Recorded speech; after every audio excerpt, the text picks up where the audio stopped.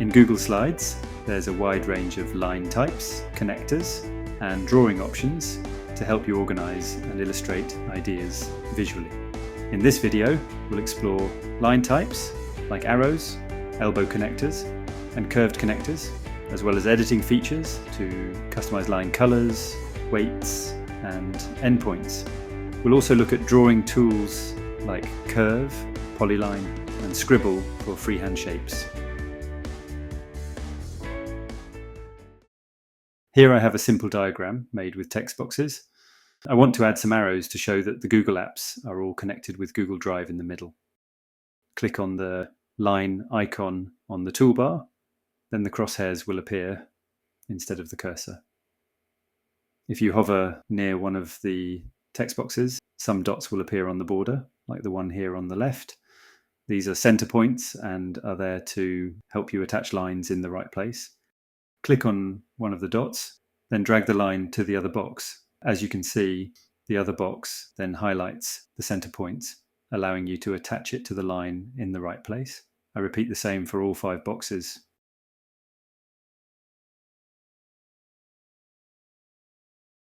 Now I want to change some of the line properties. First, I select all 5 lines, holding down the Shift key and clicking on each of the lines. And this allows me to edit all 5 lines at the same time.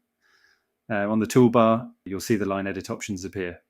These are going from left to right, line color, line weight, i.e. the thickness, line dash, line start, and line end. Let's change the color of the lines from black to a softer gray. Click on the line color icon, then choose a color from the palette. Now let's change the line weight. Click on the line weight icon and select a thickness. Here we could change the lines from solid ones to dashed or dotted ones by clicking on the line dash icon and selecting a style. Let's leave it as it was. We can change the ends of the lines by adding arrows, circles, squares, or diamond shapes. Each line has a start and an end. The start is from where you started to draw the line. To change the start endpoint, click on the line start icon and select a shape. In this example, I'm going to leave it as is. To change the end of the line, go to the line end icon and select a symbol. Here I'm going to select an arrow. So now we have grey, thicker arrows instead of the plain lines.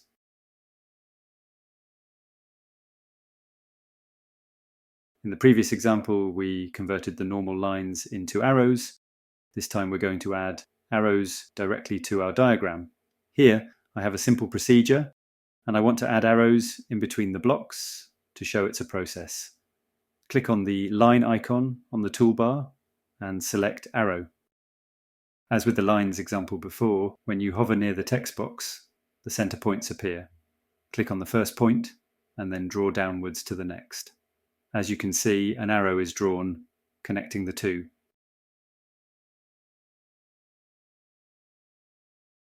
Sometimes we don't want a straight line to connect elements. Instead, we want one that will go down, across, and then down again. We can use an elbow connector for this, and it's a bit like some pipes connecting your elements. From the line menu, select elbow connector, then draw from the first element to the second. As you can see, the pipes are drawn. Here, I've connected the oral test with all 3 written tests. This can also be useful for organograms or family trees. Like the normal lines, you can add arrows, etc. on the ends in the same way.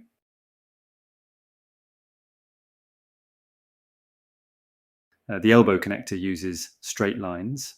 The curved connector, as the name suggests, adds curved lines. Here we have a slide showing the uses of Google Sites. Select the curved connector from the line menu. Connect the elements in the same way as we saw earlier. As you can see, it adds curved lines, which can be useful for things like documenting brainstorming ideas.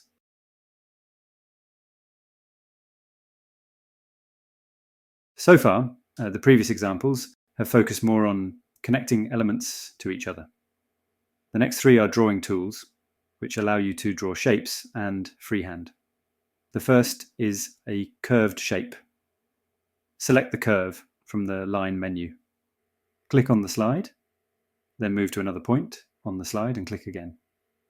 Each time it will draw a curve between the 2 points. To finish, you need to click on the original starting point so that the shape is complete. This then automatically fills in the shape you've created.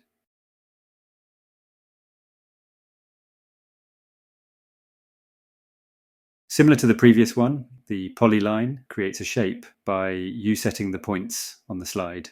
The difference is this time the lines are all straight.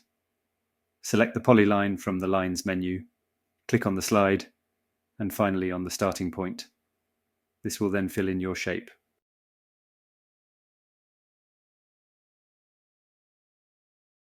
Finally, we have the option of freehand drawing on the slide. Of course, with a mouse or trackpad, it's not always easy, but at least it allows you to draw whatever you want, more or less. Click on the slide and hold down the mouse button and draw. When you let go of the mouse button, it stops drawing and also makes that drawing a selection, which you can then move and edit like a line. Here I've ended up at the starting point, which isn't necessary, but you can see that this time it doesn't fill in the space. Now that you've seen these tools in action, you're ready to add lines, connectors, and custom shapes to enhance your Google Slides presentations. With these skills, creating engaging and organized visuals is easier than ever. If you found this video helpful, don't forget to give it a like, share it with others, and subscribe to the channel for more tips and tutorials. Thanks for watching.